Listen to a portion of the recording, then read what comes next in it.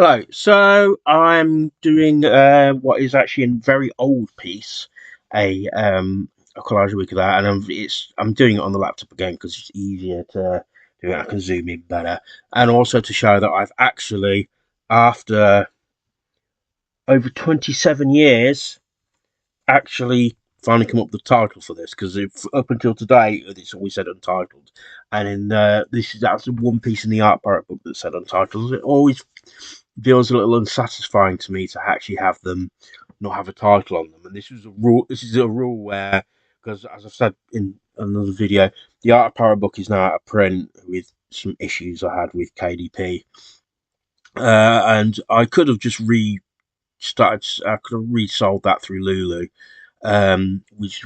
But what I'm going to do, it just made a decision easier for the art part for the new book, where because I was going to wonder about whether I'd have both books in existence at the same time, um, and because some people might buy both and feel a bit cheated because the new book would have had a lot of stuff that was in the art part book. It was so it wasn't a sequel to it; it was another book but bigger in glossier paper. So anyway, so yeah, I have a rule with this one where nothing in it has some titles. It has to have a title. So I finally come up with the title for this, and I thought about it today while I was at work. And this is a piece called "Claiming It Back." I've decided to call it that because it's an obvious what you see with the hand coming up through. It looks like it's coming up through the ground, through the earth, and it's about to grab this freeway.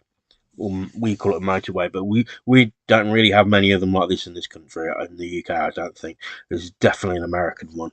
And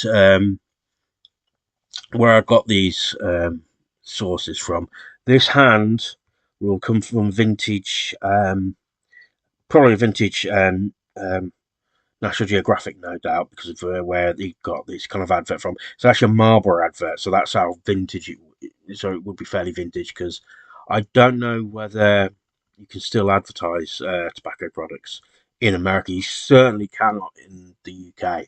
That's been a thing for over 30, probably over 30 years now. You haven't been able to advertise tobacco products. Um, but yeah, so there was a pack of Marlboros in his hand, in that hand there, which shows how imaginative the advertising had become by this point. Um, and this was from a just a kids' encyclopedia where it showed an aerial view of a motorway. It was easy to come through. It's one of around the times where I was, mixing black and white and colour more freely. Just it wasn't bothering me as much. Nowadays, it may have bothered me a bit, but you could argue how the colourful earth is taking back the grey.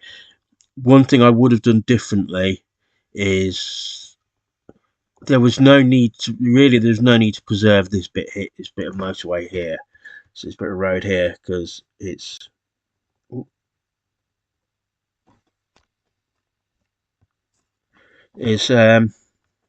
no need, and it just looks a bit fuzzy, and I think it actually came off and I glued it back on. So there's no need for that. I think maybe in hindsight, obviously there's nothing to be done about it now. So that's what it looks like from a very long way away. Um, so as you can see, it's a very good piece. It's one of those ones that's very direct and to the point, and I do actually very like it. And it's one of those things where hands are very useful in artwork, especially this kind of artwork. For some reason, they they're very they're very expressive, but they just look good for this kind of thing. So it's a way of making things look different and unique and new, and as it should do, is to throw a hand in there for some reason, or if you sort of to put something that in someone's hands. That's a regular trick for collage art. At the very least, the way I do it. That's one of the usually the common tropes. Like I said, especially of my style, because one of the things I'll do is look at a picture. Things that one of the things I can instantly alter is putting things in hands.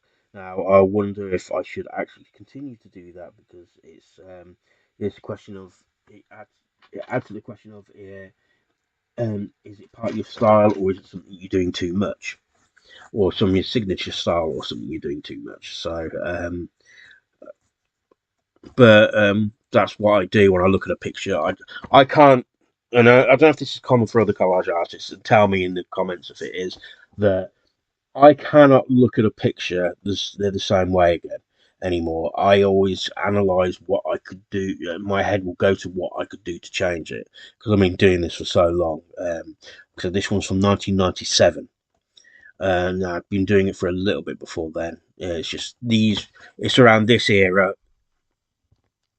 I'll just move the mouse then, and it just did that. It's around this era is where I was starting to do ones that I think were pretty good. Um, the ones before then, it's a lot more hit and miss. It's still a little miss in this year.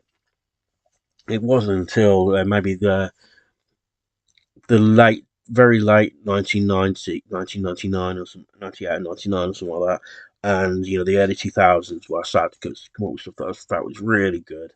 Then I felt after a while the quality tapered off a bit. It was less consistently good, I think, and it's now I've got back into because I dropped off doing it a little. And now I got back into it, I feel like the quality is has come up. It's a bit like a muscle, really. This kind of thing, or playing an instrument, or this kind of inspiration. You have to keep at it. And it's definitely be the same things like writing any kind of creative endeavor. You have to keep at it to keep good.